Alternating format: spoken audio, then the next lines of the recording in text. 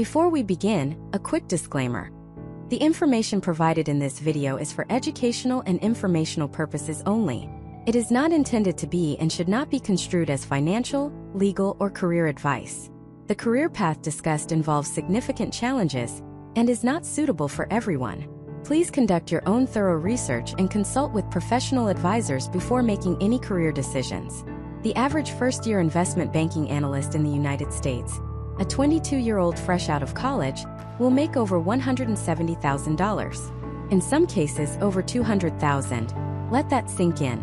That's more than many surgeons make after a decade of medical school and residency, and it's happening at age 22. When you hear that number, you probably have one of two reactions. First, that's impossible, there has to be a catch. Or second, how do I get that job? You might think it's a world reserved for kids with perfect GPAs from Harvard, Yale, and Princeton, whose parents are already partners at Goldman Sachs. You assume there's a secret handshake, a hidden language, a locked door that you just don't have the key for. For years, that's exactly what Wall Street wanted you to think. That it was an exclusive club, impossible to get into unless you were born into it. I'm here to tell you that's a lie. The door is not locked. You just have to know exactly how to turn the handle. And over the next 10 parts of this series, I am going to give you the master key. This is not going to be some generic advice like, work hard and network. This is the definitive step-by-step, A to Z blueprint for breaking into investment banking in the US, designed for the absolute beginner. It doesn't matter if you're a freshman at a huge state school or a sophomore at a small liberal arts college. It doesn't matter if your major is economics or English literature. It doesn't matter if you don't know the first thing about a discounted cash flow model. By the end of this masterclass, you will have a precise, actionable game plan to compete with and beat the candidates from the Ivy Leagues. We will cover everything. The exact timeline from your freshman year to your first day on the job, how to craft a resume that gets past the automated screening software, the networking strategies that actually work, the technical questions you will be asked in interviews and how to answer them perfectly, and how to navigate the complex world of bulge brackets, elite boutiques, and middle market banks. This is the guide I wish I had when I was in your shoes. So before we dive into the nitty-gritty of resumes and interviews, we have to start with the most fundamental question. What on earth is investment banking? Because if you can't explain this clearly and concisely, you'll never even get past the first phone screen. Forget the confusing jargon you've heard. At its core, an investment bank does two main things for massive corporations, institutions, and governments. First, it acts as a strategic advisor, a corporate matchmaker. And second, it acts as a capital-raising agent, a financial doctor. Let's start with the matchmaker role. This is primarily the world of mergers and acquisitions, or M&A. Imagine a giant tech company, let's call it a fictional company like Apex Technologies. Apex wants to expand into artificial intelligence, but building its own AI division from scratch would take years and billions of dollars. Meanwhile, there's a brilliant small startup called Innovate AI that has incredible technology but lacks the resources to scale. The investment bankers are the ones who step into the middle of this. They advise Apex Technologies, telling them that buying Innovate AI is the smartest strategic move. They spend months, sometimes years, analyzing every single detail of both companies. They build complex financial models to figure out exactly what Innovate AI is worth. They determine the perfect price to pay, how to structure the deal, whether to use cash or stock, and they negotiate the terms on behalf of their client Apex. They are the architects of the megadeals you read about in the Wall Street Journal. When you hear that Microsoft bought Activision or that Amazon bought Whole Foods, investment bankers were the ones working 100-hour weeks behind the scenes for months on end to make that transaction happen. It's high-stakes, high-pressure, strategic chess on a global scale. The second major function is being a financial doctor, helping companies raise the money they need to survive and grow. This is called capital raising. Companies need money for everything: building new factories, funding research and development, expanding into new countries. They have two main ways to get this cash. They can either borrow it, which is called raising debt, or they can sell off small pieces of ownership in their company, which is called raising equity. Investment bankers are the experts in both. If a company wants to raise debt, an investment bank will help them issue bonds. A bond is basically just a sophisticated IOU. The bank helps the company figure out how much to borrow at what interest rate and for how long. Then the bank uses its massive network to find investors, like pension funds and insurance companies, to buy these bonds, effectively lending the company billions of dollars. The more famous side of this is raising equity, And the ultimate example is an initial public offering or an IPO. This is when a private company decides to go public and sell shares to everyone on a stock exchange like the Nasdaq or the New York Stock Exchange. This is one of the most complex and intense processes in finance. Investment bankers guide the company through every single step. They help prepare the mountain of legal documents, they build the financial story to pitch to investors, they organize a roadshow, where the company's CEO flies around the country meeting with potential investors, and ultimately, they help set the initial share price. When you see a company like Uber or Airbnb have their IPO, that's the result of an army of investment bankers working tirelessly to bring that company to the public market, raising billions of dollars for it in the process. So, in short, investment bankers are the grease in the wheels of corporate capitalism. They help companies make their biggest strategic decisions, who to buy, who to sell to, and they help them get the money they need to fund their ambitions. It's a job that puts you, as a 22-year-old, in the room where decisions worth billions of dollars are being made. The learning curve is vertical. In 2 years as an analyst, you will learn more about finance, business strategy, and negotiation than most people learn in a decade. Now, it is absolutely a brutal job. The stories are true. You will work 80, 90, sometimes over 100 hours a week. You will miss birthdays, holidays, and a lot of sleep. You will be expected to perform complex financial analysis at 3 a.m. with flawless precision. It is a trial by fire, designed to forge you into an elite financial professional in the shortest amount of time possible. The reason people do it isn't just for the incredible pay. It's for the exit opportunities.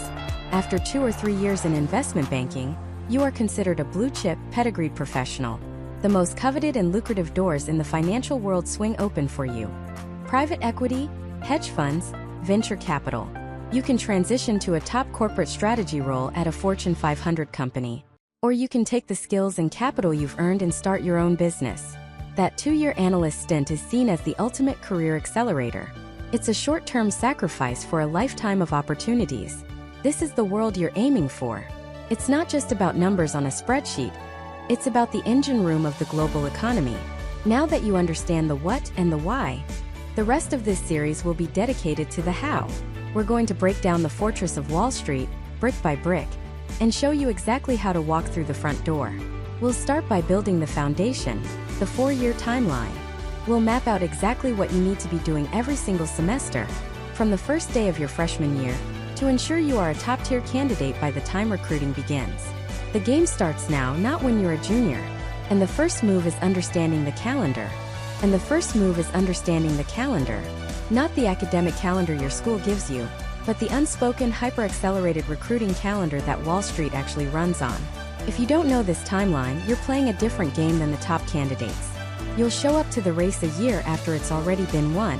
So let's pull back the curtain.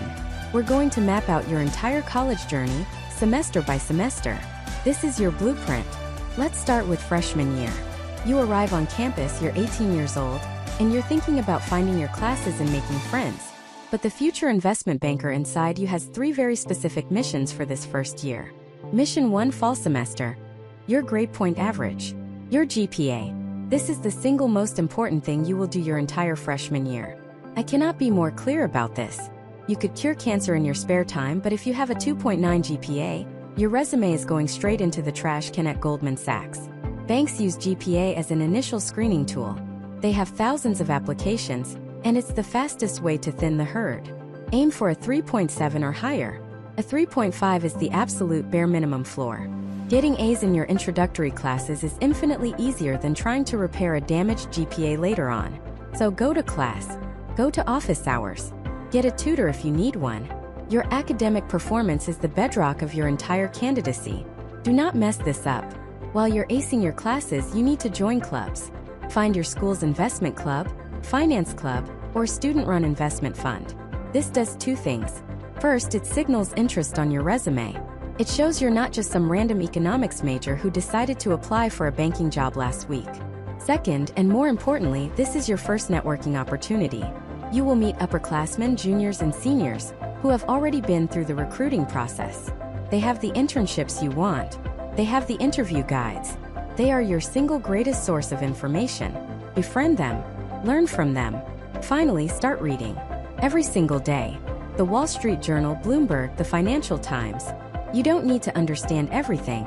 But you need to immerse yourself in the language of the market. What's the Fed doing? What's happening with M&A deal flow? When you eventually get into an interview, you can't fake this knowledge. It has to be genuine. Now, spring semester of freshman year. Your GPA is still priority number one. But now we level up. In those clubs you join, don't just be a passive member. Run for a leadership position. It doesn't have to be president. Be the treasurer, the head of the tech sector research group, anything that shows initiative. Member of the finance club is passive. Analyst for the student investment fund, covering enterprise software, is active. It gives you something to talk about. This is also when you start what I call networking light. This is not about asking for a job. It's about gathering information. Use your school's alumni database or LinkedIn. Find alumni who are just a few years out of school, working as analysts at different banks. Send them a polite, concise email.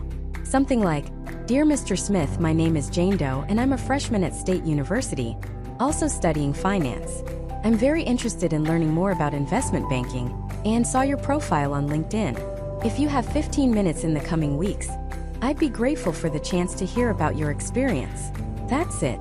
Most will ignore you. Some will say yes. For those who do, you ask them about their job, their bank, and what they recommend you should be doing now as a freshman to prepare. You are a student seeking advice, not a candidate seeking a job. This is a critical distinction. Your goal for the summer after freshman year is to get an internship. It does not have to be at a bulge bracket bank. In fact, it almost certainly won't be. You're looking for what I call a stepping stone internship. This could be at a local wealth management office, a small accounting firm, a real estate company, or the corporate finance department of a local business. The goal is to get any experience in a professional, finance-adjacent environment. It shows you're serious, you're proactive, and you can handle a real job. This experience, however small, becomes the first major building block on your resume. Now we enter sophomore year. This is the acceleration phase. The training wheels come off. Fall semester, you know the drill. Keep that GPA high. It never stops being important. You're also now a leader in your finance club, which gives you more credibility. But the big focus this semester is scaling your networking. Your networking light from freshman year now becomes networking heavy. You should be aiming for 1 to 2 coffee chats or phone calls per week. Every week, you're building a network of contacts at various firms. You're creating a spreadsheet. Name, firm, position, date of contact, key takeaways. You're following up with interesting articles or a simple, "Hope you're having a great week." You are building relationships, so when applications open, you're not just a random name. Crucially, this is the season for early insight and diversity programs. Almost every major bank has them. They are multi-day conferences or workshops designed specifically for high-achieving sophomores. They have names like the Goldman Sachs Undergraduate Camp, Morgan Stanley Early Insights, or the JP Morgan Early Advantage Program. Getting into one of these is like finding a golden ticket. It puts you on the bank's radar a full year ahead of everyone else. You get to network with bankers, meet recruiters, and often, you get a fast-tracked interview for a junior year internship. If you are a woman, an underrepresented minority, a veteran, or identify as LGBTQ+, these programs are an absolute must. Even if you don't fit into a diversity category, many banks have general sophomore explorer programs. You need to be applying to every single one of these. Spring semester of sophomore year. This is it. This is the ramp up to the main event. Your networking should be at an all-time high. You're not just making initial contact. You're following up with the people you met in the fall. You're solidifying those relationships. And now your focus shifts to technical preparation. This is non-negotiable. You need to know accounting, valuation, and M&A concepts cold. You need to buy the investment banking interview guides, the ones, the 400 question guides, and you need to start memorizing them. You should be able to walk through a DCF in your sleep.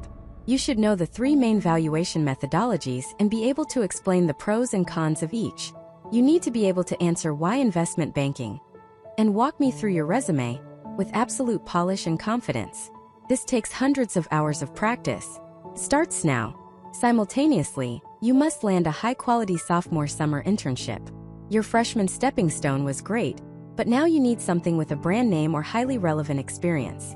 This could be a boutique investment bank, a private equity search fund, a venture capital firm, or a competitive corporate development program. This internship is the single most important line item on the resume you will use to apply for the junior year internships that actually matter. This brings us to the most misunderstood part of the entire timeline: the summer before your junior year. You're working hard at your sophomore internship, but the recruiting process for your junior year summer internship, the one that leads to a full-time offer, is already starting. It doesn't start when you get back to campus in the fall. It starts in July. Applications for many top banks will open in July and August. The networking calls you need to make to get your resume looked at need to happen in August. First-round interviews will start happening in September and October of your junior year. If you wait until you get back to campus as a junior to start thinking about this, you are catastrophically late.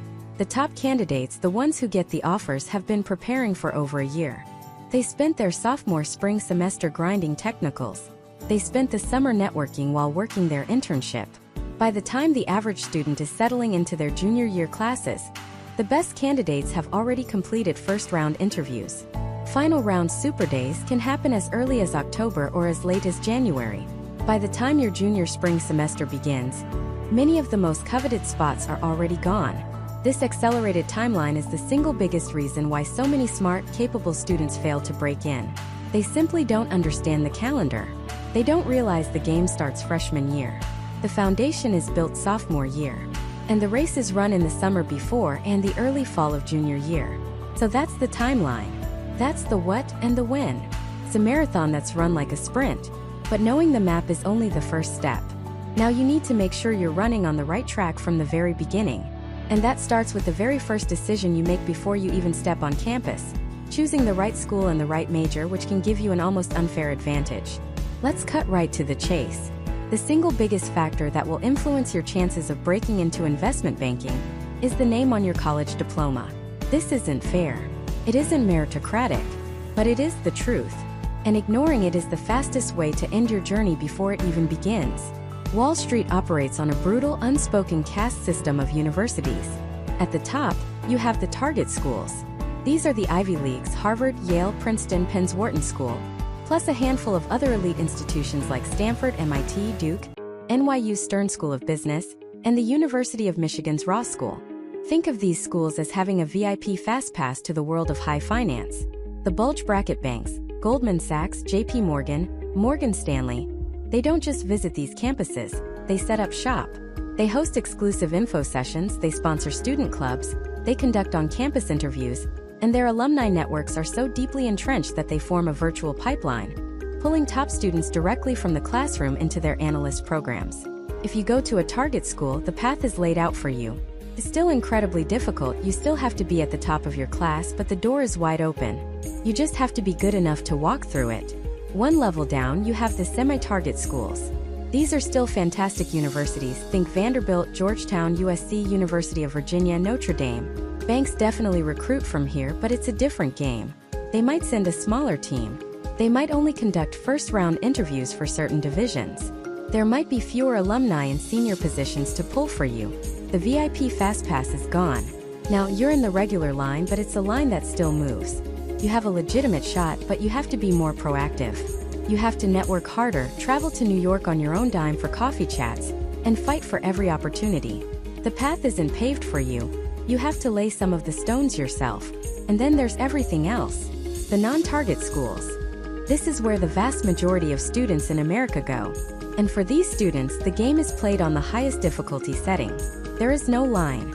There is no door. You're standing outside the theme park, looking at the walls, and you have to figure out how to get over them. The big banks will not be at your career fair.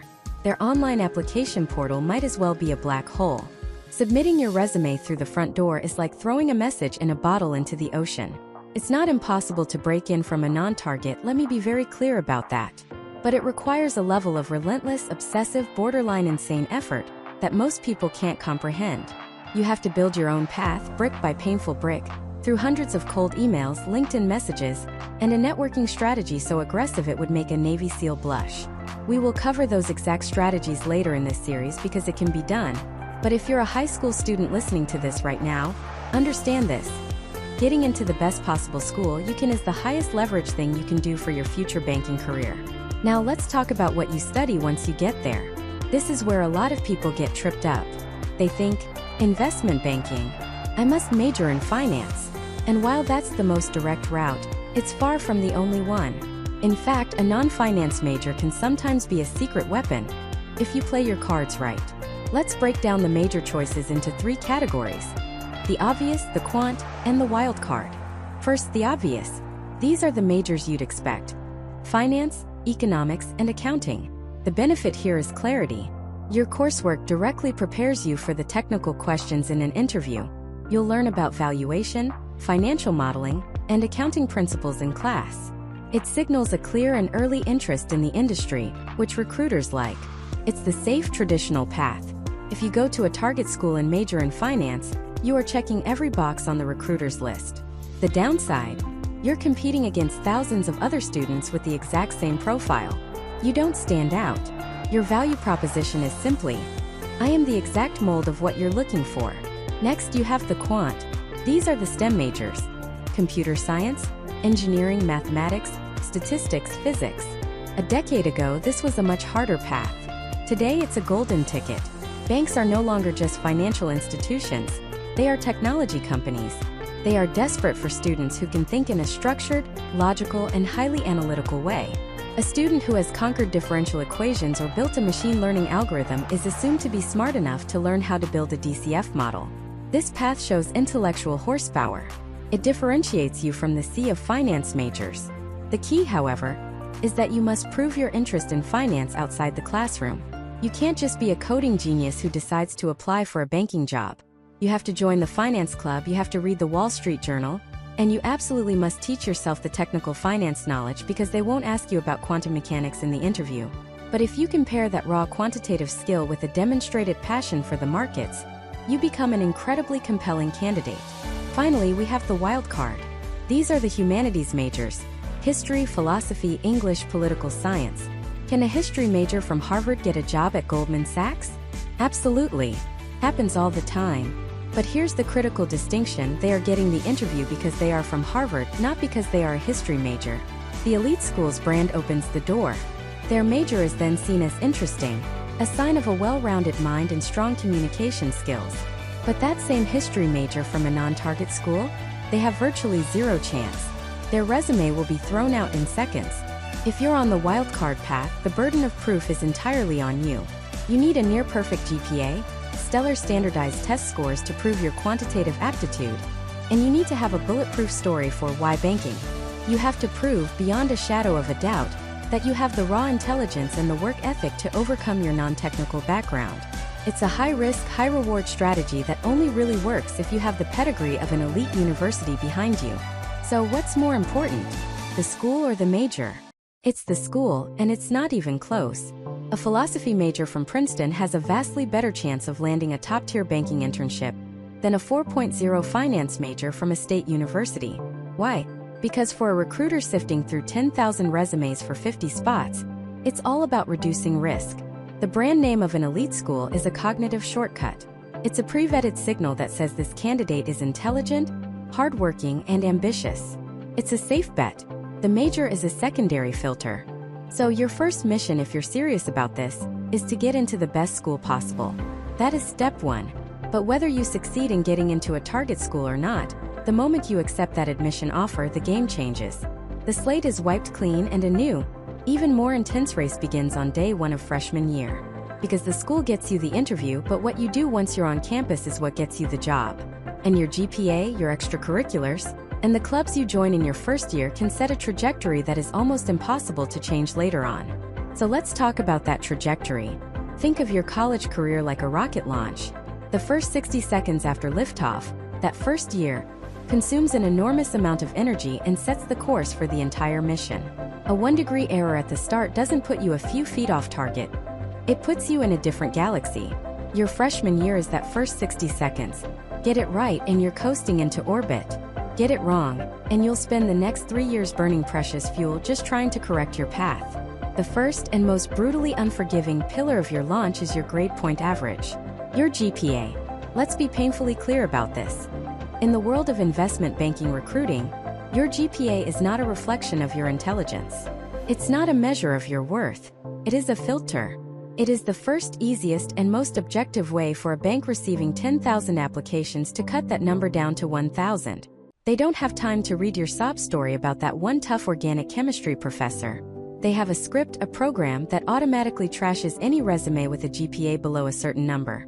That number for the longest time has been a 3.5. If you are below a 3.5, you are fighting an uphill battle in a blizzard with no shoes. It's not impossible, but it's close. The real safe zone, the number that gets you past the filter and into the maybe pile, is a 3.7 or higher. And if you're at a semi-target or a non-target school, you better be aiming for a 3.8 or 3.9 to compensate. This is non-negotiable. So, how do you protect your GPA in that critical first year? First, you treat it like the fragile, priceless asset that it is. You don't take 5 brutally hard STEM classes your first semester to prove something. You balance your schedule. You take classes you know you can excel in to buffer the ones that will be a challenge. You go to every single class. You sit in the front row.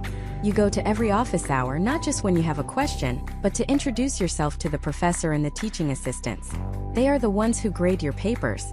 They are the ones who can bump a B+ to an A-. Making a personal connection matters. You have to understand that your social life from Sunday night to Friday afternoon is secondary. The library is your new best friend. This isn't about being a bookworm. It's about being a strategist. You are strategically allocating your time and energy to protect the single most important metric on your resume at this stage. A high GPA doesn't get you the job, but a low GPA absolutely, unequivocally, prevents you from even being considered. Now for the second pillar, which is arguably more important for actually landing the offer, your extracurriculars, specifically the clubs you join. When you get to campus, you'll be bombarded by the activities fair. Hundreds of tables, from the Quidditch team to the a cappella group. You need to walk past all of them with laser focus and find one table. The investment club, the finance club, or the investment banking club. This is your new home. This is your tribe. This isn't just a club. It's the pre-professional training ground for Wall Street on your campus. At top schools, getting into the analyst program of these clubs is almost as competitive as getting the internship itself. They have applications, interviews, and technical tests.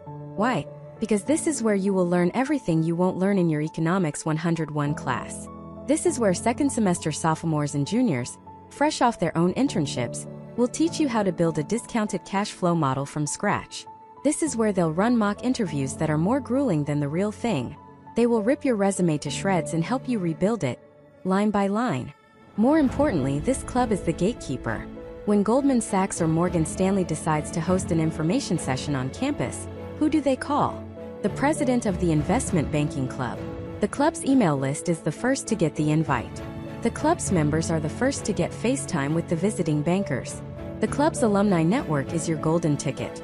These are the people who were in your shoes 2, 5, or 10 years ago. They are now analysts, associates, and vice presidents at the very firms you want to work for, and they are predisposed to help students from their own club. Joining this club isn't just about learning finance. It's about entering the ecosystem. It signals to recruiters with a giant flashing neon sign that you are serious, committed, and have been vetted by your peers. Being a leader in this club, VP of Education, head of the analyst program, president, is the single best extracurricular you can have on your resume. It's a bigger signal than almost anything else. So, your GPA gets your resume past the computer, and the finance club gives you the skills and the network. But there's a third pillar you need to start building brick by brick, from your very first semester. Early low-stakes networking. I'm not talking about emailing a managing director as a freshman and asking for a summer internship. That's a great way to get ignored. I'm talking about informational interviews. Your goal as a freshman and sophomore is not to get a job. It's to learn, and to build a personal list of contacts who know your name before recruiting even starts. Here's the playbook. You go onto your school's alumni database or LinkedIn. You filter for alumni who work in investment banking. You start with the youngest ones, the analysts who graduated 1 or 2 years ago. Why? Because they are closest to your experience. They remember what it was like to be you. They are more likely to respond, and their advice is the most current and relevant. Then you send a short, polite, and specific email. It should go something like this. Subject: your school student interested in investment banking. Disclaimer: the information presented is for informational purposes only and is not professional financial, investment, or tax advice. All investments involve risk and may result in partial or total loss. You should always conduct your own research and consult with a qualified financial professional before making any financial decisions. By viewing this video, you agree not to hold the creator liable for any loss or damage arising from your use of the information provided. Dear Alum's name, my name is your name, and I'm a freshman at your school planning to major in your major. I came across your profile on LinkedIn and was really inspired by your path from our school to your current role at their bank. As I'm just beginning to explore a career in finance, I was hoping you might have 15 minutes in the coming weeks to share some of your experiences and offer any advice you have for someone in my position. Thank you so much for your time. Best. Your name. Let's break down why this works. 1. The subject line is clear and professional. 2. You introduce yourself and establish a common bond, your school. 3. You show you've done a tiny bit of research by mentioning their bank. 4. You make a specific low commitment ask. 15 minutes for advice. You are not asking for a job or an internship.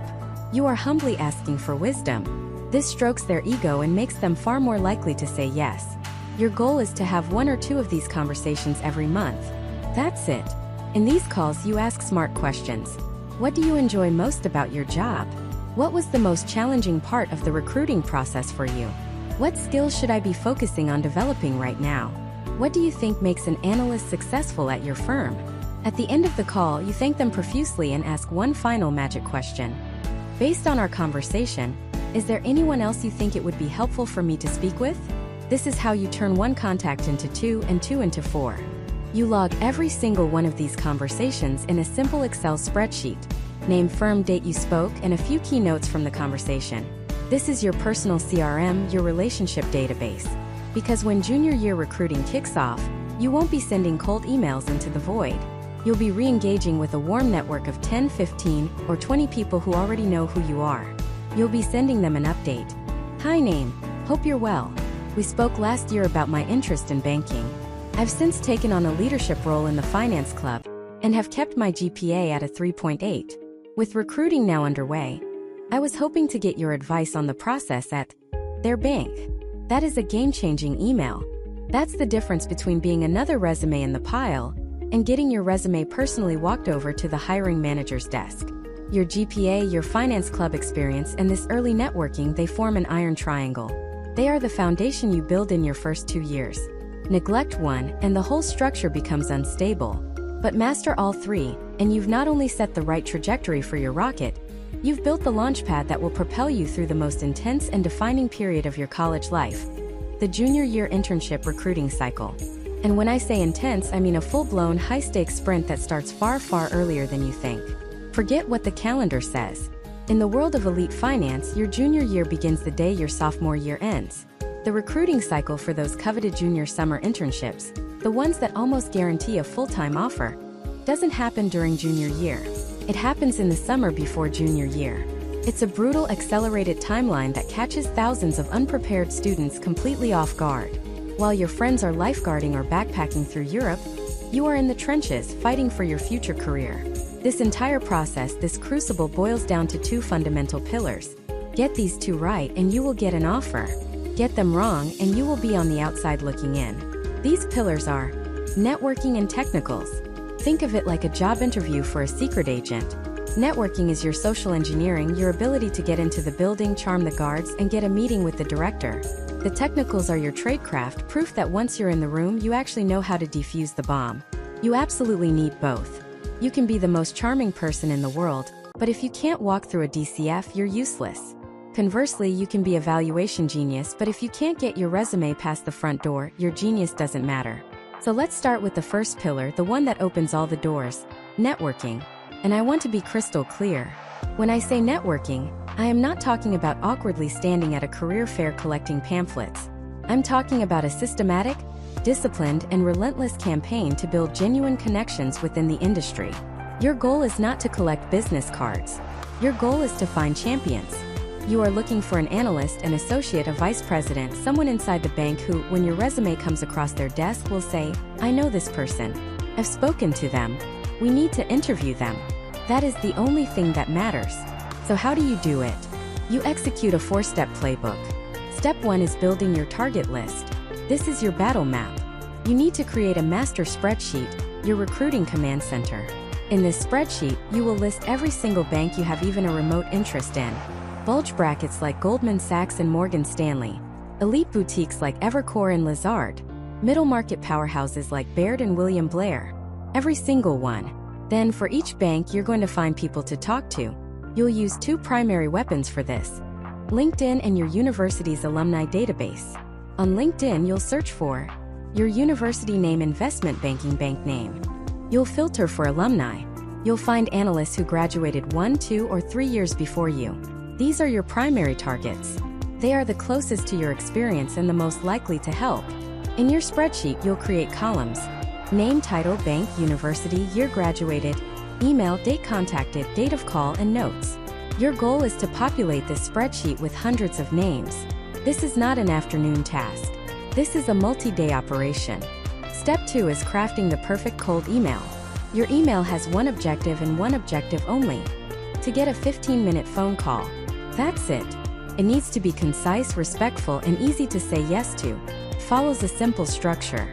The subject line should be something like, "Your university student seeking advice." It's clear and professional. The body of the email has 3 parts. First, a brief introduction. My name is your name, and I'm a rising junior at your university studying finance. I found your contact information through the alumni database. Second, the connection and the ask. I'm incredibly interested in pursuing a career in investment banking, and was particularly drawn to bank name's work in the technology, healthcare / etc. sector. I know you're extremely busy, but I was hoping you might have 15 minutes in the coming weeks to briefly share your experience and offer some advice. Third, the logistics. I am free anytime that works for you. My resume is attached for your reference. That's it. No life story. No begging for an internship. Short, professional, and direct. You will send out dozens of these emails. Many will be ignored, but some will reply. And that's when you move to step 3. Step 3 is the informational interview. This is your moment. That 15 to 20-minute phone call is the single most important part of the networking process. You must be prepared. The call has a clear structure. You start by thanking them for their time.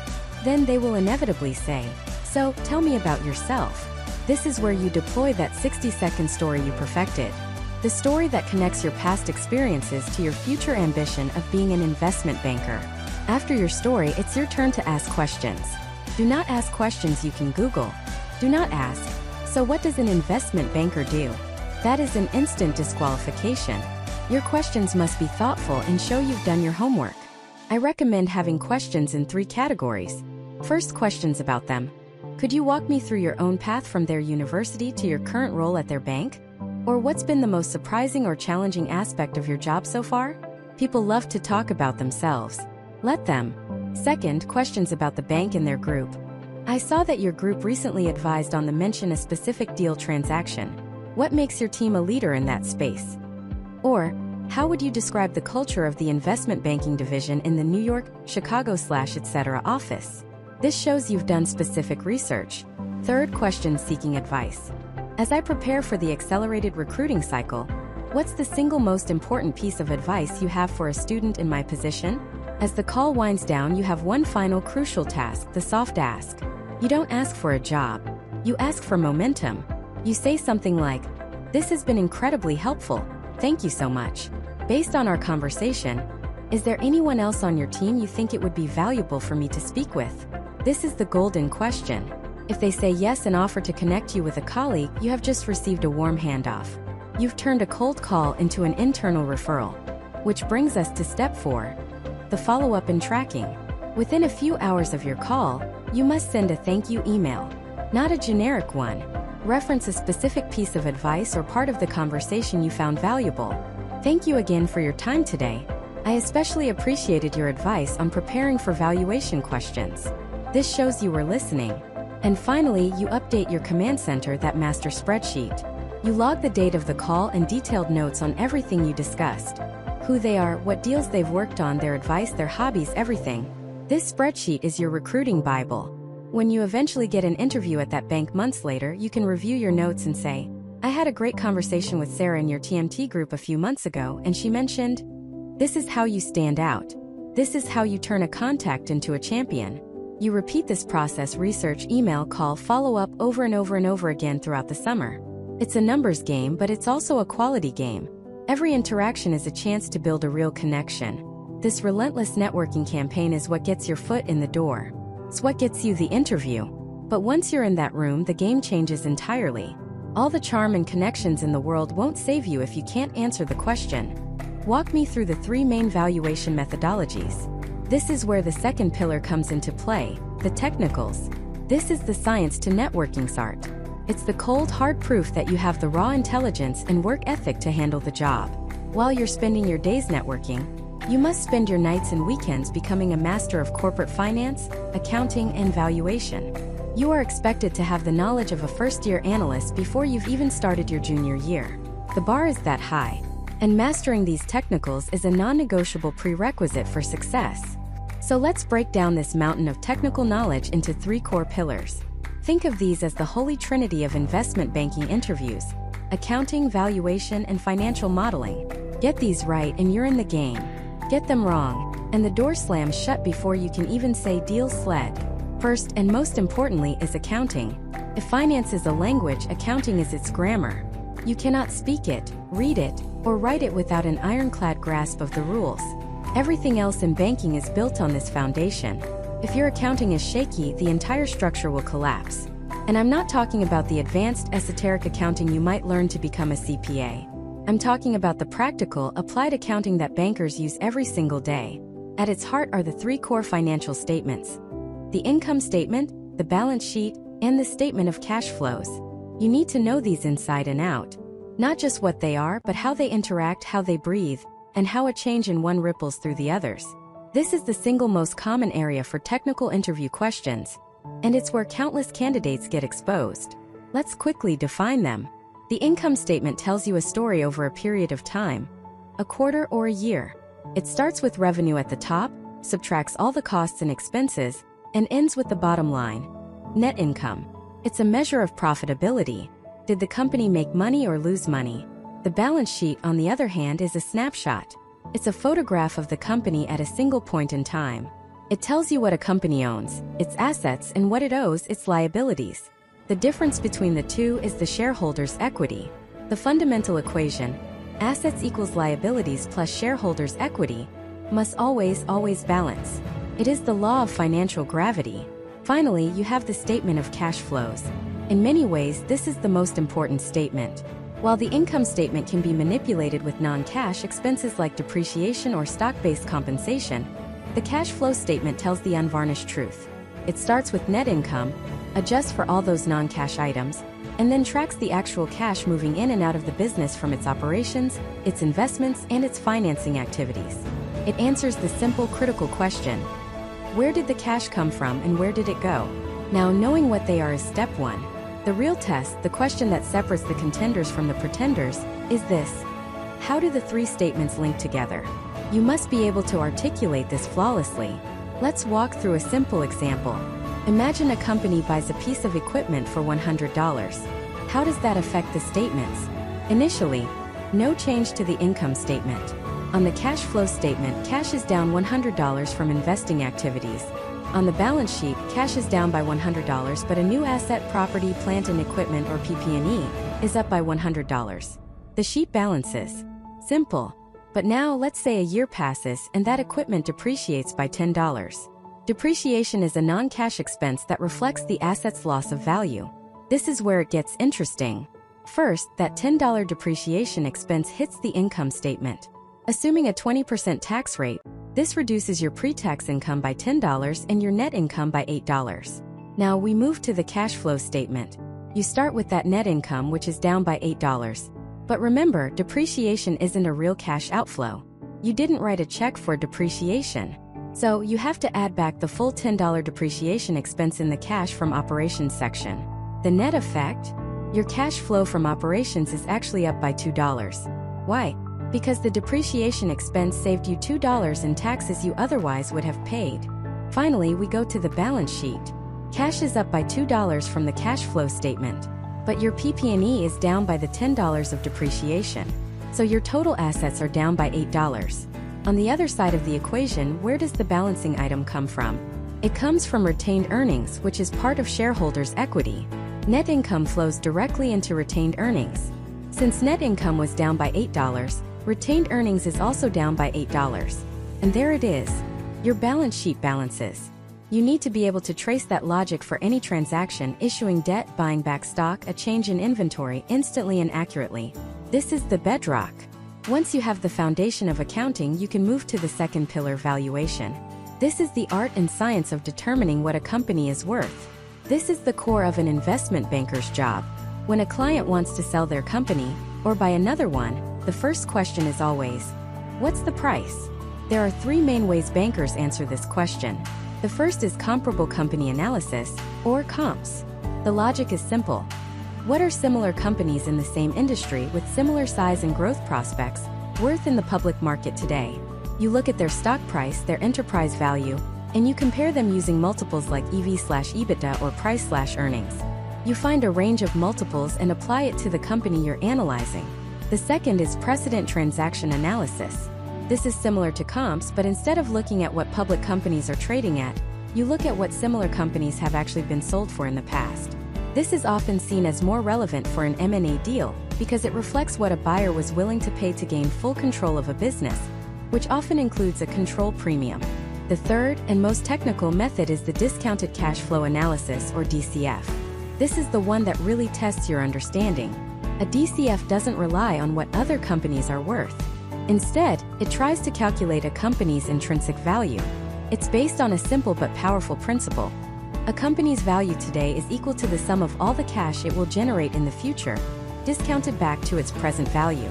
To build a DCF, you have to project a company's future financial performance, calculate its future free cash flows, and then discount those cash flows back to today using a discount rate, typically the weighted average cost of capital, or WACC. It's complex, it has many moving parts, and interviewers will grill you on every single assumption that goes into it. You need to understand the theory behind each of these methods, know when to use them, and be able to articulate their respective pros and cons. This brings us to the third and final pillar: financial modeling. If accounting is the grammar and valuation is the art of persuasion, then financial modeling is where you write the essay. It's the practical application of everything we've just discussed. A financial model is, at its core, a spreadsheet, usually in Excel, that forecasts a company's financial performance into the future. It's a dynamic tool that links the three financial statements and allows you to analyze the impact of different scenarios. What happens to the company's value if revenue grows at 10% instead of 8%? What happens if they take on more debt to fund an acquisition? A model is how you build a DCF. It's how you analyze a potential merger, a merger model, by combining the financials of two companies to see if the deal creates value. It's how you analyze a private equity buyout, an LBO model, to see what returns an investor can expect. You are not expected to be a world-class modeler as a sophomore, but you are expected to understand how a model is built, what the key drivers are, and how the schedules and statements all connect. You need to be comfortable in Excel, not just with basic formulas but with shortcuts, with formatting, with building things from scratch in a clean, logical, and error-free way. Speed and accuracy in Excel are your weapons in this war. Mastering these three pillars, accounting, valuation, and financial modeling, is your ticket to the interview. It's a massive undertaking, a steep and demanding climb, but there is a path. There are specific resources, guides, and techniques that can take you from zero to hero. The question is, are you willing to put in the work? If the answer is yes, then listen very closely, because what I'm about to lay out isn't just a list of tips. It's a battle plan.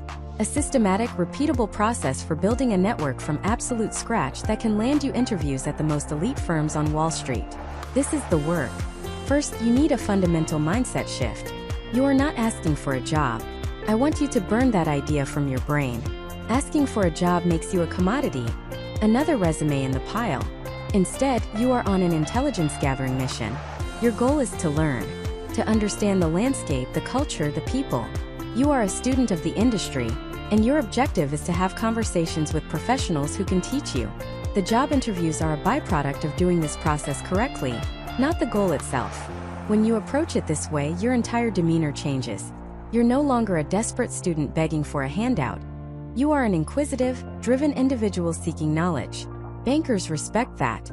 Now let's assemble your arsenal. You need three things. 1. A professional-looking email address. First name, last name @gmail.com. Not Skaterboy89. 2. a subscription to LinkedIn Premium, or even better, Sales Navigator. The free version of LinkedIn is like trying to hunt with a slingshot. Premium gives you a rifle. It lets you see who's viewed your profile, gives you more search filters, and provides in-mail credits. It is the single best investment you can make in this process. 3. A spreadsheet. Google Sheets or Excel. This will be your command center, your CRM. You will live and die by this spreadsheet. Your mission is divided into 3 phases. Phase 1, target acquisition. Your goal here is to build a massive list of contacts. We're not talking 20 or 30 people. We're talking a minimum of 200. Ideally, 400 or 500. This is a numbers game. You're going to create columns in your spreadsheet. First name, last name, firm, title, school, year graduated, email, date of first contact, date of follow-up, notes. Where do you find these people? You start with the warmest possible leads. Alumni from your university. Go to your university's alumni database. Go to LinkedIn and filter for people who attended your school and now work at firms like Goldman Sachs, Morgan Stanley, JP Morgan, Evercore, Lazard, all the banks you've been researching. Start with analysts and associates. Why? Because they were in your shoes just a few years ago. They remember the grind. They are far more likely to respond and empathize with your position than a managing director who hasn't been through the recruiting gauntlet in 20 years. Fill your spreadsheet. Methodically. Systematically. This is tedious, but it is the foundation of your entire campaign. Phase 2, the first strike. This is the art of the cold email. Your email is your guided missile, and it has one job: to secure a 15-minute phone call. That's it. Every single word must be engineered to achieve that objective. The subject line is critical. It needs to be clear, concise, and create a connection. Something like, "Fellow your university mascot, question," or "Your university student seeking advice." Now for the body of the email. It must be short. Bankers get hundreds of emails a day. A wall of text is an instant delete. 4 to 5 sentences maximum. Here's the formula. Sentence 1. State who you are and establish the connection immediately. My name is John Smith, and I'm a sophomore finance major at the University of Michigan, our alma mater. Sentence 2. Show you've done your homework on them specifically. This is the anti-form letter sentence. I came across your profile on LinkedIn and was incredibly impressed by your path from Michigan to the technology group at Catalyst Partners. Don't lie. Find something genuinely interesting about their career path. Sentence 3. State your purpose clearly and concisely. I am deeply interested in pursuing a career in investment banking, and am trying to learn as much as possible from experienced professionals like yourself. Sentence 4. The ask. This is the most important part. Make it easy for them to say yes. Do not ask for an internship. Do not ask for a job. Do not ask them to review your resume. You ask for one thing and one thing only: a tiny sliver of their time. Would you be open to a brief 15-minute phone call in the coming weeks to share some of your experiences and offer any advice? That's it. Sign off with "Thank you for your time and consideration," and your name. Copy, paste, personalize, and send. Track every single email in your spreadsheet. You will get ignored. A lot. Do not take it personally. These people are working 100-hour weeks. Your email is not their priority. This is where the follow-up comes in. If you don't hear back in 5 to 7 business days, you reply to your original email with a simple, polite bump. Hi name. Just wanted to gently follow up on my email below. Thanks. Your name. That's all. This simple act can double or triple your response rate. Phase 3. The informational interview. This is the phone call you've been working for. This is your moment to shine. Your goal on this call is not to impress them with how smart you are. Your goal is to build a human connection and extract valuable information. Before the call, you must prepare. Read their LinkedIn profile again. Know their career path cold. Go to their bank's website. Know what their group does. Do a quick news search for any recent deals their firm has announced. Prepare at least 5 thoughtful questions. Not "What's a day in the life like?" You can Google that. Ask better questions. I saw your group recently advised on the Salesforce acquisition of Slack. What are some of the unique challenges of a large-cap tech M&A deal like that? Or what, in your opinion, separates a good analyst from a truly great top-bucket analyst in their first year? The call itself has a structure. First, the introduction. Thank them for their time, briefly restate who you are and why you're calling. Second, turn the spotlight on them. Start with a broad question like, I'd love to just hear a bit about your story and your path from university to where you are today. Let them talk. People love talking about themselves. Your job is to listen intently. Third, ask your prepared questions. Weave them into the conversation naturally. Show genuine curiosity. This is where you demonstrate that you're serious and you've done your homework. Fourth, as the call is winding down, you must ask the single most important question of the entire conversation. It is the golden key that unlocks the next door. You ask, based on our conversation today and what I'm trying to learn, is there anyone else in your group or at your firm that you think it would be helpful for me to speak with? If you have built rapport, most bankers will gladly pass you along to a colleague. This is how one contact becomes two. Two become four. This is how you build a network. Finally, the close. Be respectful of the 15-minute time limit you requested. Thank them profusely for their time and their invaluable advice. But you're not done. Within 24 hours, you must send a thank you email. Not a generic one, a personalized one. Hi name, thank you again so much for taking the time to speak with me today. I especially appreciated your insights on. Mention something specific you talked about. It was incredibly helpful. Best. Your name. This simple act of professional courtesy solidifies the positive impression and keeps the door open for future contact. You execute this process, building the list, sending the emails, conducting the calls, and following up over and over and over again. It is a grind. It is a relentless, time-consuming effort. But each call you make, each piece of advice you get, sharpens your understanding, polishes your story, and builds your confidence. More importantly, you are no longer just a name on a resume. You are a person. You are John, the sophomore from Michigan who had that great conversation about tech M&A. And when that application portal opens and your resume lands on that banker's desk, you are no longer a stranger. You're the kid who did the work. Your resume now has a story and a friendly face attached to it, giving you an advantage that is almost impossible to overstate. This is how you get your foot in the door. Now let's talk about what that resume needs to look like to make sure that door stays wide open. So let's talk about your resume. Because in the world of investment banking recruiting, your resume isn't a document. It's a weapon. It's a 30-second commercial for the most important product you will ever sell. Yourself. And you have to understand the person reading it, a sleep-deprived analyst or a time-crunched HR screener, will give it on average 6 to 10 seconds. That's it. 6 seconds to decide if your entire life's work up to this point is worth another look. In that time, they are not reading. They are scanning. They are pattern matching, looking for specific keywords, specific numbers, and specific names that scream, "This person gets it." If they don't see it, you're out. Your resume goes into the digital trash bin with hundreds of others. So, how do you survive the 6-second scan? By making your resume the single most efficient, powerful, and ruthless sales document you can possibly create. And it starts with the format. 1 page. Period. No exceptions. I don't care if you've cured cancer and summit Everest twice. If you're an undergraduate or recent grad, it's 1 page. Use a standard, clean font like Times New Roman or Garamond, size 10 or 11. No colors, no pictures, no crazy graphics. The goal of the formatting is to be invisible. You want the content to be the hero, not the font. Your name and contact information should be at the very top, clean and clear. Include your phone number, a professional email address, something like firstname.lastname@email.com, not Scatterboy99, and your LinkedIn URL. That's it. Now for the sections. They should be in this order: education, work and leadership experience, and then skills and interests. Let's start with education. This is your first and most important credential. Put your university name, location, and expected graduation date right at the top. Below that, list your major, any minors, and your GPA. Now, let's have an honest conversation about GPA. The unofficial cutoff at most banks is a 3.5. To be truly competitive, especially from a non-target school, you really want to be at a 3.7 or higher. Is it possible to get in with a lower GPA? Yes, but it becomes an uphill battle. You'll need an incredible story, amazing networking, or stellar work experience to overcome it.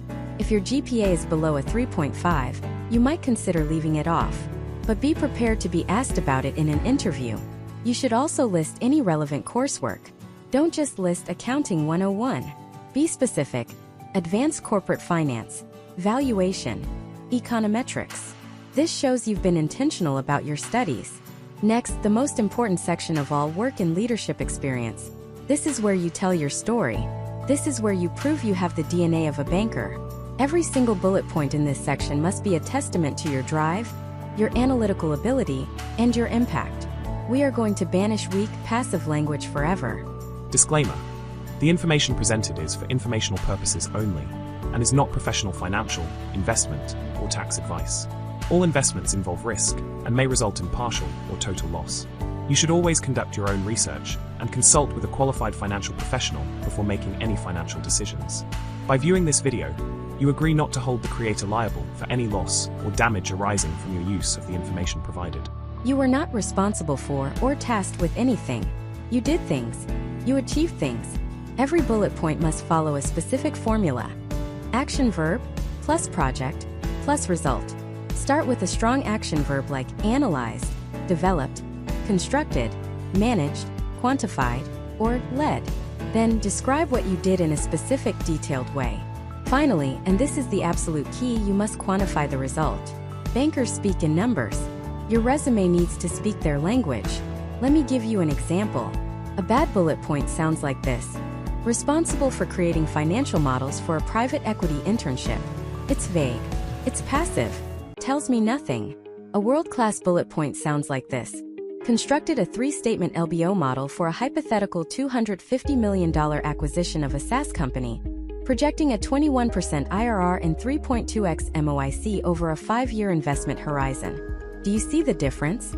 The second one is packed with detail. It uses industry jargon correctly: LBO, SaaS, IRR, MOIC. It uses numbers. It tells me you didn't just do a task. You understood the purpose and the outcome of that task. Proves you can do the work. Let's try another one. Bad version: helped with a team project in my investment club. Who cares? Good version: led a team of 4 analysts in the university investment fund to pitch a long thesis on Netflix, resulting in a 15% portfolio allocation valued at $20,000. Action, project, result. You must go through every experience you have, whether it's a formal internship, a part-time job, or a leadership role in a student club, and reframe it through this lens. Did you work as a waiter? You didn't just take orders. You managed 15 tables in a high-volume restaurant, increasing average check size by 10% through strategic upselling of premium menu items. Did you work in retail? You didn't just fold sweaters. You collaborated with the store management team to redesign the floor layout, contributing to a 5% increase in foot traffic and a 7% rise in quarterly sales. Think like a consultant hired to analyze your own life. Find the numbers. Find the impact. If you don't have a specific number, estimate it intelligently. Show that you think in terms of value creation. This is the single most important skill you can demonstrate on your resume. Every bullet point is a miniature case study proving you are a high performer. This same logic applies to your leadership roles. Being the president of the finance club is a title. What matters is what you did with it. Grew finance club membership by 40% to over 200 students by launching a new mentorship program connecting underclassmen with alumni at bulge bracket banks. Or secured $5,000 in corporate sponsorship from 2 local firms to fund the club's annual stock pitch competition. Action, project, quantifiable result.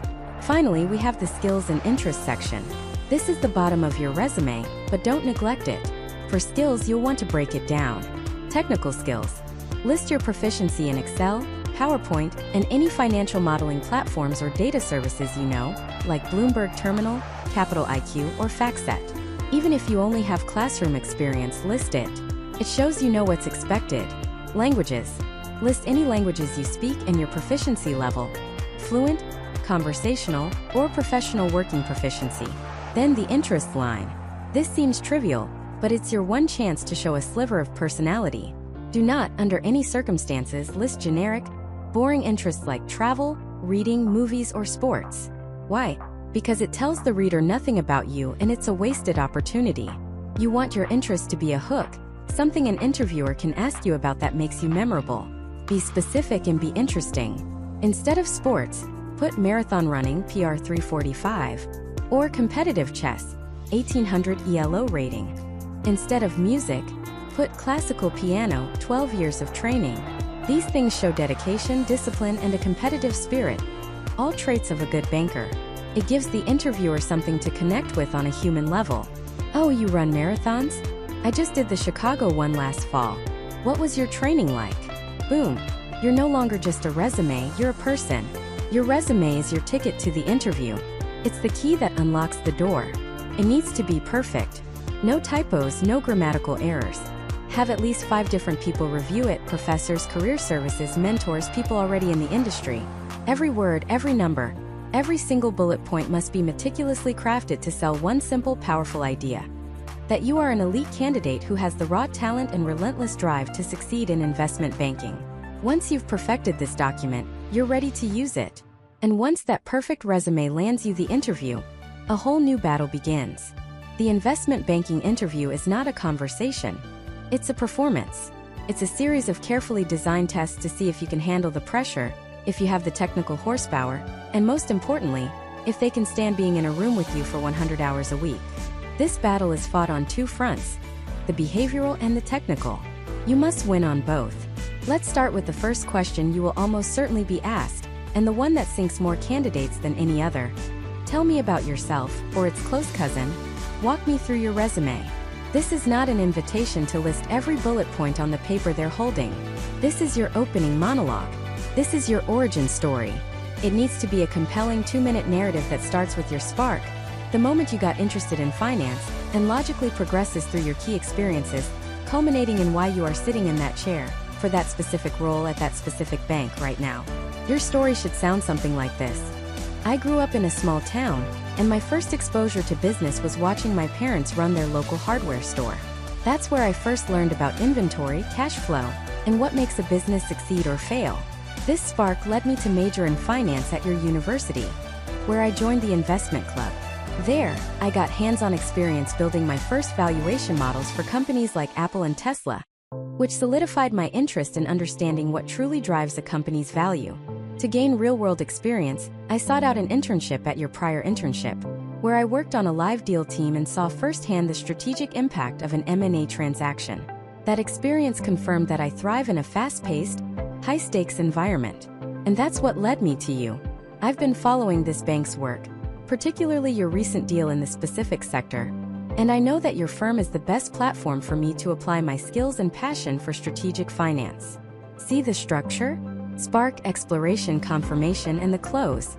It's a story that makes you sound intentional, driven, and passionate, not like someone who just stumbled into the interview. This same narrative structure is your weapon for answering the other 2 pillars of the behavioral interview. Why investment banking? And why this firm? For why investment banking? Avoid cliches like, I want to make a lot of money, or I like a fast-paced environment. Those are outcomes, not reasons. Dig deeper. Talk about your fascination with corporate strategy, your desire to advise CEOs on their most critical decisions, and your hunger for the steep learning curve that only banking can provide. Your answer must demonstrate that you understand the job is a grueling, all-consuming apprenticeship, and you are running towards that challenge, not away from it. For why this firm? You need to do your homework. Go beyond their homepage. Find a recent deal they closed and have an opinion on it. Mention an analyst or associate you spoke with during networking and something specific you learned from them. Name drop a senior banker and their reputation in a certain industry. This shows you aren't just spamming applications. You specifically and deliberately chose them. The final piece of the behavioral puzzle is mastering the STAR method. Situation, task, action, result.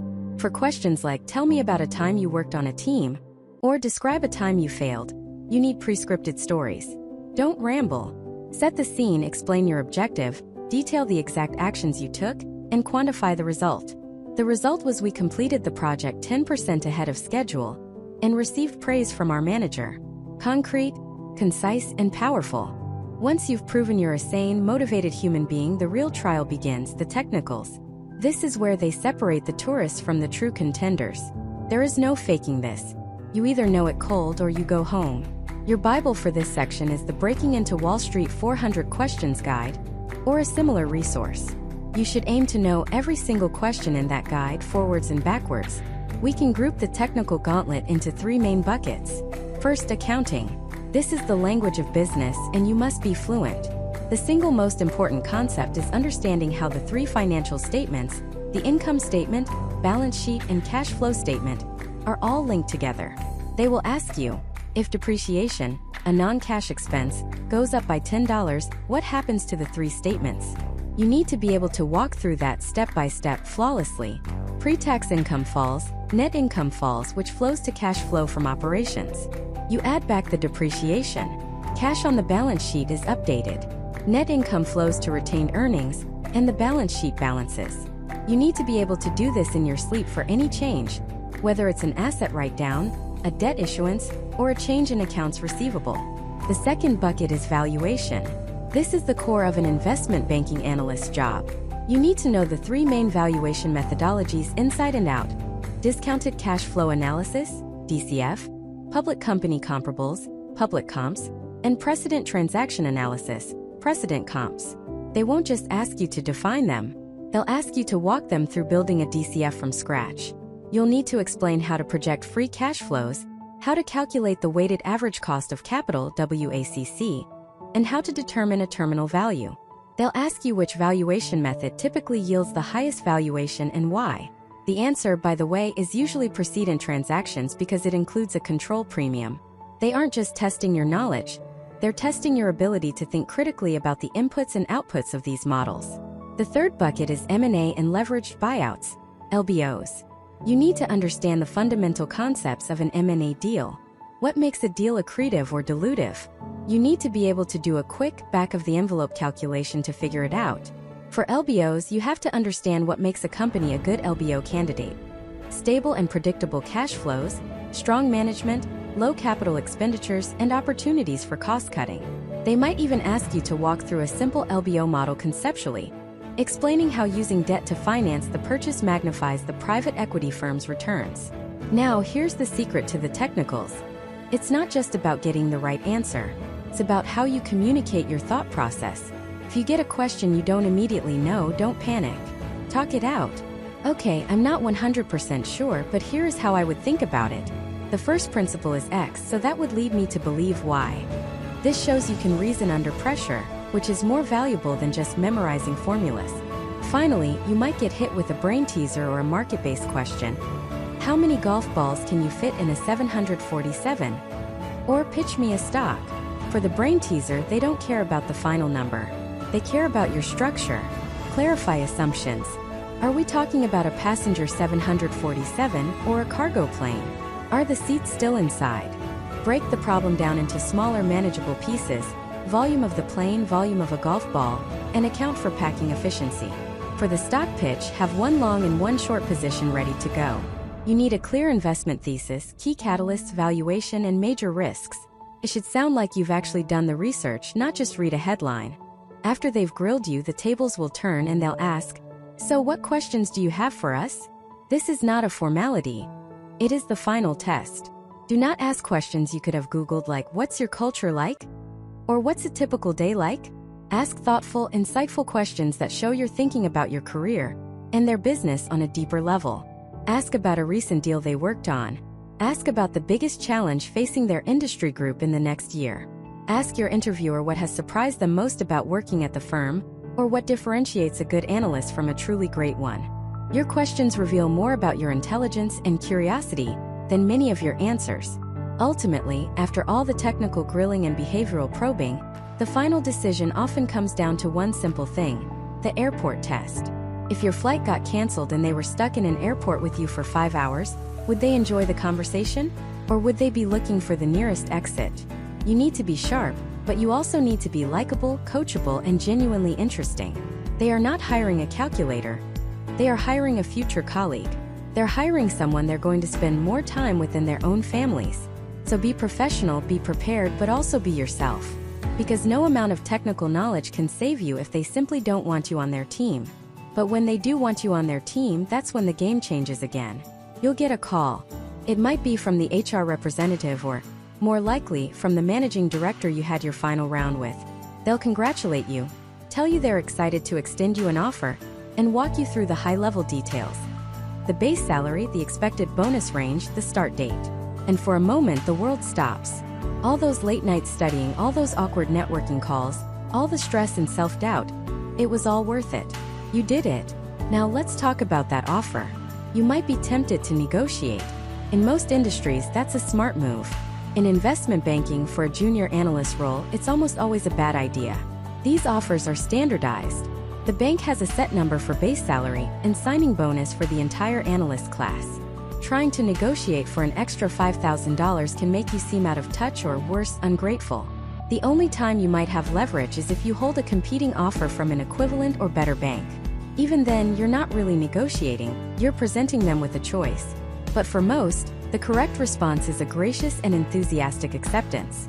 You also need to be aware of the exploding offer. This is a classic Wall Street tactic where they give you a very short deadline to accept, maybe 24 or 48 hours. It's a pressure move designed to prevent you from shopping their offer around to other banks.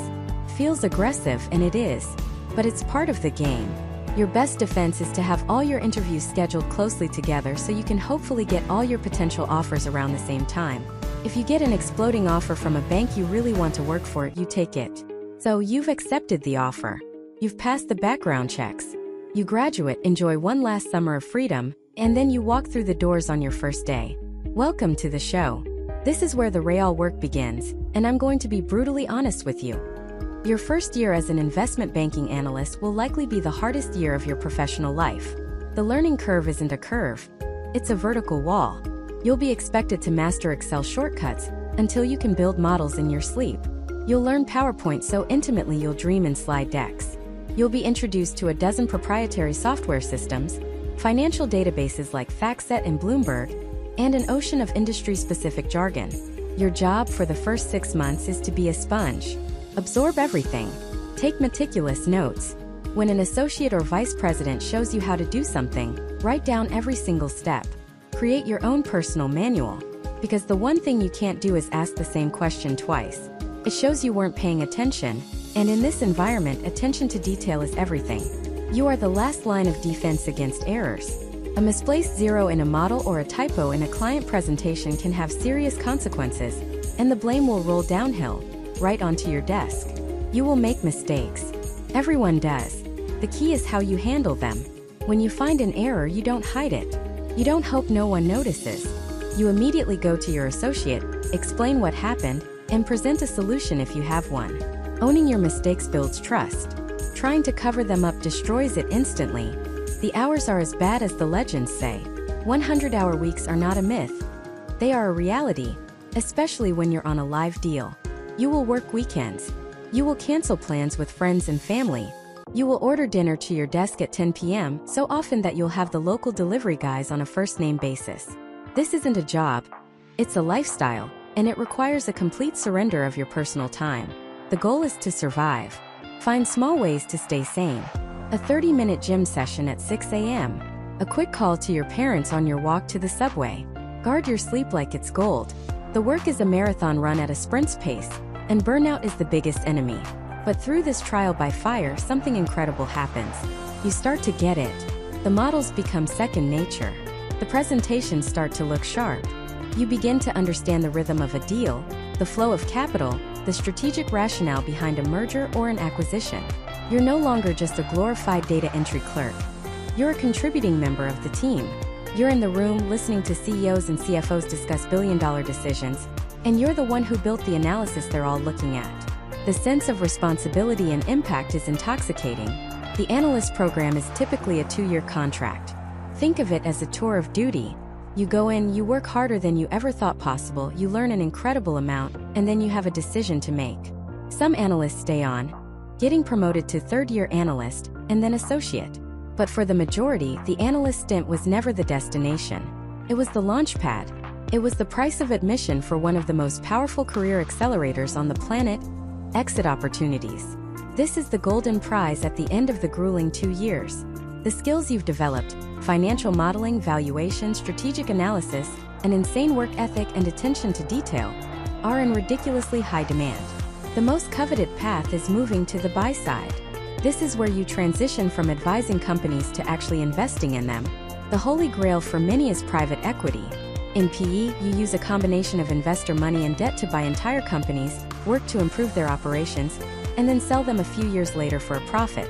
It's a direct application of your banking skill set, but with a greater sense of ownership and potentially even greater financial rewards. Another popular exit is to a hedge fund. Here you're analyzing public companies, stocks, bonds, and other securities to make investment decisions. The pace is faster, the feedback loop is immediate, the market tells you if you're right or wrong every single day, and it requires a different kind of intellectual horsepower. You're not just executing a deal, you're forming a thesis on the future of a company or an entire industry. Then there's venture capital. If you're passionate about technology and startups, this is the place to be. VCs invest in early-stage companies, hoping to find the next Google or Amazon. The financial modeling is less intense, and it's more about understanding markets, technology, and the vision of the founders. Beyond the buy side, the options are still incredible. You can move into corporate development at a Fortune 500 company, like Apple or Disney, where you'll be part of an internal team that handles that company's own mergers and acquisitions. You get to use your deal skills but with a much better work-life balance. You could go to business school, where your investment banking background puts you at the top of the applicant pool for schools like Harvard and Stanford. You could even start your own company, armed with a deep understanding of finance and a network of powerful contacts. The investment banking analyst program is a key that unlocks all of these doors.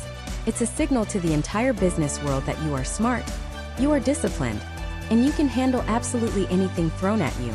So, after everything we've covered in this series, the networking, the resumes, the technical deep dives, the brutal interviews, and the even more brutal analyst years, we have to ask the final, most important question: is it worth it? The answer is, it depends entirely on you. If you are looking for a comfortable, 9-to-5 job with a healthy work-life balance, then the answer is an unequivocal no. This path will chew you up and spit you out. It demands sacrifice on a scale that few are willing to make. You will sacrifice sleep, hobbies, relationships, and your health. But if you are intensely ambitious, if you are deeply competitive, if you are fascinated by the way the world of money and business works at the highest levels, and if you are willing to trade 2 to 3 years of your life for a career trajectory that would otherwise take a decade to achieve, then there is arguably no better place to start. The money is, of course, a huge factor. You will make more in your early 20s than most people make in their prime earning years. This can set you up for financial independence at an astonishingly young age. But the true value is the human capital you build. It's the skills, the discipline, the resilience, and the network. You learn a new language, the language of finance, that allows you to understand and navigate the world in a way most people never will.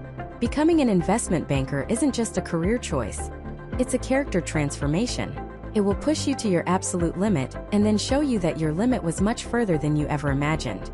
It's a crucible that forges a certain kind of professional. And if you can make it through to the other side, you'll carry that strength, that confidence, and that skill set with you for the rest of your life, no matter which door you choose to walk through next. The journey is long and the gate is narrow, but for those who make it, the rewards can be immeasurable. You now have the map. The rest is up to you.